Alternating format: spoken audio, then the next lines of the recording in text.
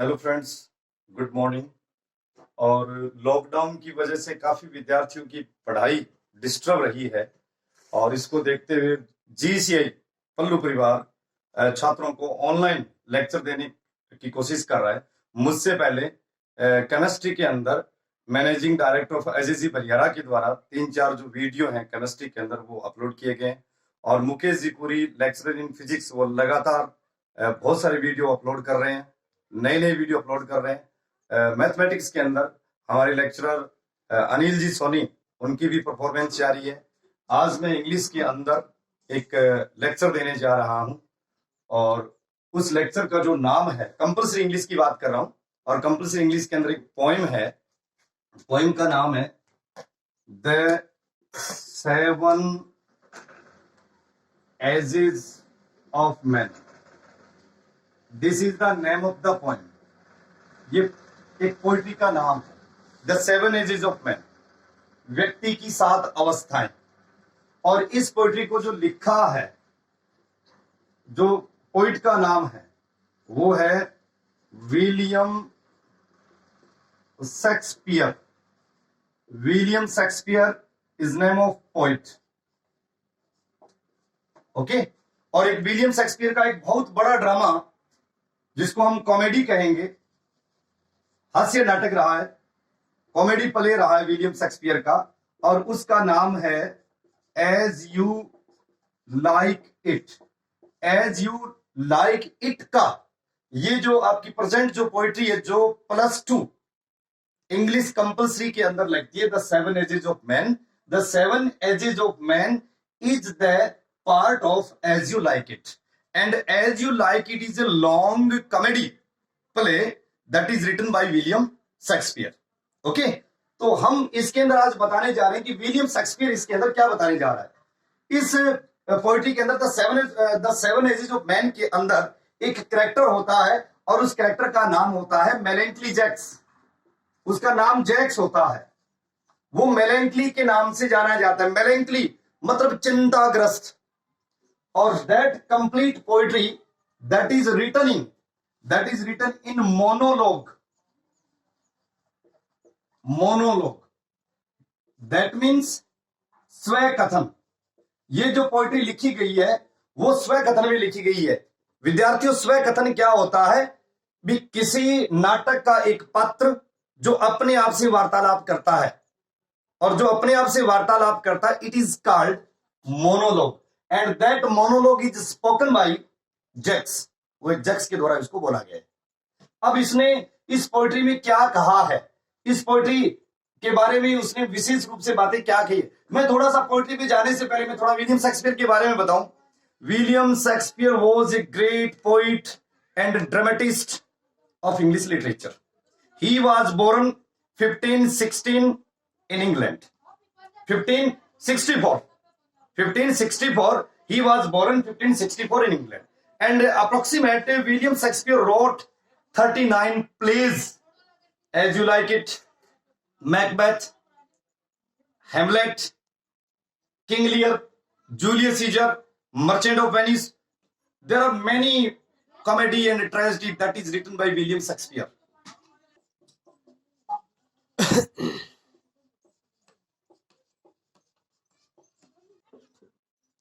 William Shakespeare was born 1564 and William Shakespeare was died 1616. Major works of William Shakespeare. William Shakespeare की प्रमुख जो रचनाएं रही है,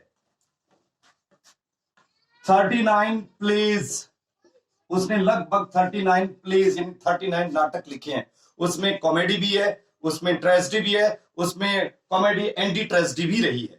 और उसके अंदर इन 39 में से जो एक पार्ट है वो है एज यू लाइक इट। और एज यू लाइक इट का एक स्मॉल पार्ट है +2 इंग्लिश कंपल्सरी के अंदर, द 7 एजेस ऑफ मैन, यानी व्यक्ति की 7 अवस्थाएं। Okay. According to Shakespeare, all these lines are spoken, the seven ages of men, all these lines are spoken by Melanchthon Jacques. ये मेलेंकली जैक्स के द्वारा इन लाइनों को बोला गया है.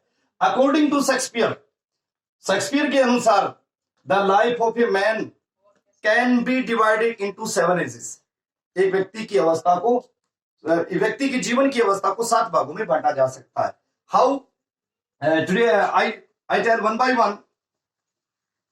उसने व्यक्ति की अवस्थाओं को 7 भागों में बांटा है. नंबर 1,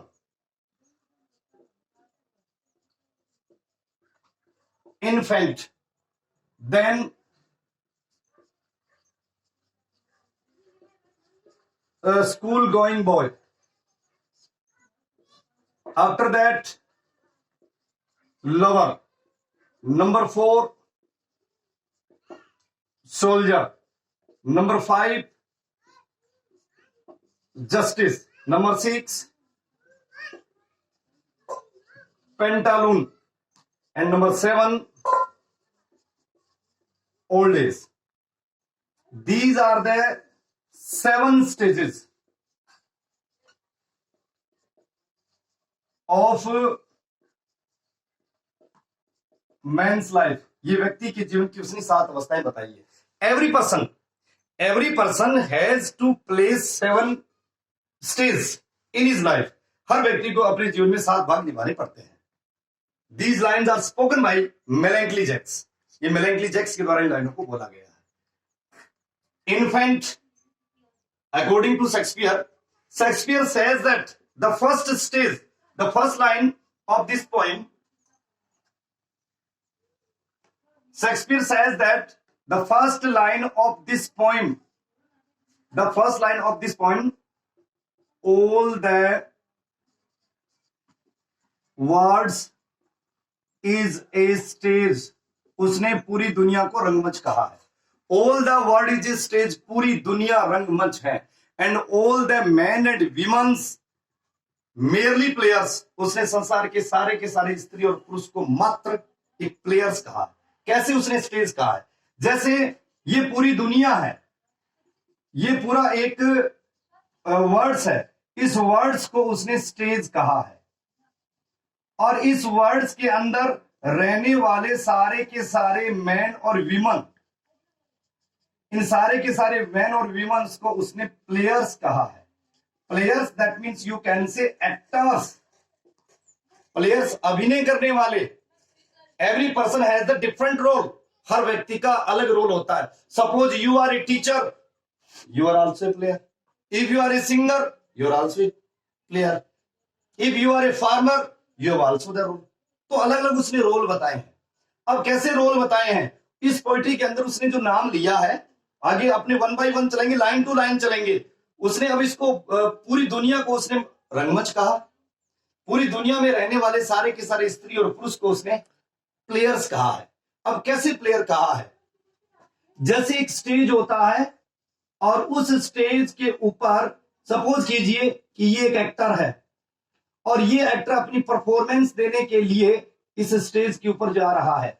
जैसे ही अपनी परफॉर्मेंस इस रंगमंच के ऊपर देता है, 3 मिनट 4 मिनट 5 मिनट जब तक रहता है, चाहे उसमें वो गायन कर रहा है, डांस कर रहा है, किसी भी प्रकार का अभिनय कर रहा है, जैसे ही उसकी परफॉर्मेंस इससे पूरी होती है, जैसे वो जा रहा है, इसका मतलब वो स्टेज की तरफ एंट्रेंस कर रहा है, यानी उसकी तरफ वो प्रवेश कर रहा है.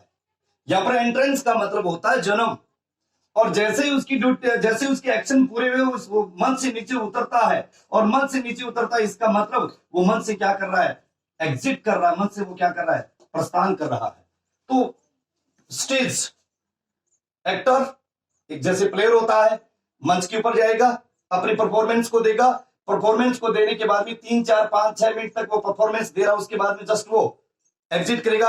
ठीक इसी प्रकार इस संसार में बहुत सारे स्त्री और पुरुष इस संसार में जन्म लेते हैं. वो अपनी परफॉर्मेंस को पूरा करने के बाद 60 साल 70 साल 80 साल अपनी परफॉर्मेंस को पूरा करने के बाद इस रंगमंच से वो उतर जाते हैं. तो यहाँ पर एंट्रेंस और एग्जिट, जैसे एक प्लेयर का एंट्रेंस और एग्जिट ठीक उसी प्रकार होता है जैसे संसार में बहुत सारे स्त्री और पुरुष जन्म लेते हैं, अपनी ड्यूटी को करते हैं और अपनी ड्यूटी को पूरा करने के बाद वो मंच से प्रस्थान करते हैं.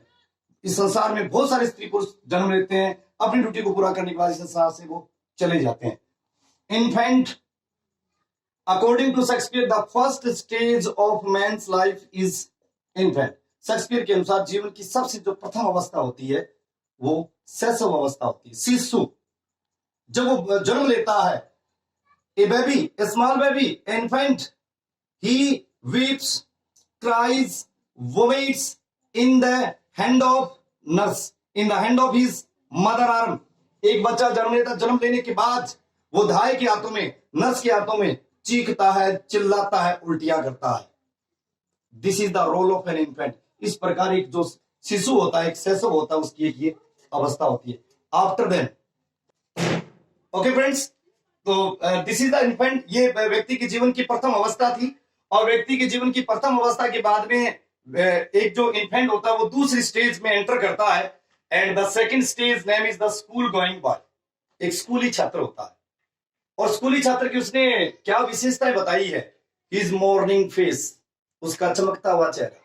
ही हैज ए स्मॉल स्टेचर, उसके पास एक छोटा सा थैला होता है। And he is not interested to go to school. वो स्कूल जाने का इच्छुक नहीं होता है, but he has been forced to go to school. उसको स्कूल जाने के लिए बाध्य किया जाता है। So he is compared, school going boy is compared to a snail. School going boy की स्नेल से तुलना की गई है। जब हम इसकी लाइन टू लाइन पढ़ेंगे, when we read line to line, then I tell you, उसके बाद में बताएंगे there is also literary term in the first stage, in the second stage different kind of the literary term is used. विभिन्न प्रकार की literary term का प्रयोग हुआ है, और यहाँ पर स्कूल गोइंग बॉय की जो तुलना की गई है वो स्नेल के साथ की गई है, और स्नेल के साथ की गई, दैट इज आल्सो सिमिली। इसके अंदर एक उपमा अलंकार का प्रयोग हुआ है। जैसे स्कूल गोइंग बॉय की अपनी उसकी स्टडी पूरी हो जाती है, उसके बाद में वो जो यूथ हो जाता है, और उसके बाद में वो जो एंटर करता है, that is the third age, lover. This is the third age. और in third age he sighs, he takes a long breath, वो लंबे लंबे श्वास लेता है, लाइक ए फर्नेस, आग की भट्टी के समान। And he also write pathetic song. He also write a ballad. He also write a sad song in the memory of his beloved, to the beauty of his beloved. अपनी प्रेमिका की जो सौंदर्य होता है, सौंदर्य को देखकर वो सुंदर सुंदर रचनाएं लिखता है। This is the third stage. And after the third stage, he also enters into the fourth stage. The fourth stage name is the soldier. And you know, soldier is the special age in which he is youthful, in which he has zeal, just enthusiasm, and he has a good energy, and through that he takes the different kind of the action. He also takes the different kind of the action. जब एक सैनिक होता है तो उसके अंदर इतना एक जोश होता है कि वो विभिन्न किसी भी प्रकार के वो कार्य करने के लिए तैयार रहता है। वो बाउंड्री के ऊपर जाता है, तोप के मुंह से गोले दागता है, और उसके अंदर इतनी उसके विलियम शेक्सपियर ने इसमें बताया है कि सोल्जर की जो रेपुटेशन होती है, एक सैनिक की जो रेपुटेशन होती है, सैनिक की रेपुटेशन होती है, the reputation of a soldier is like a bubble. सैनिक की जो रेपुटेशन, सैनिक की जो प्रतिष्ठा, मान सम्मान एक पानी की बुलबुले के समान होती है, और पानी की बुलबुले का कोई स्थायित्व नहीं होता। Like that the reputation of soldier is also not a permanent but a hollow and momentary.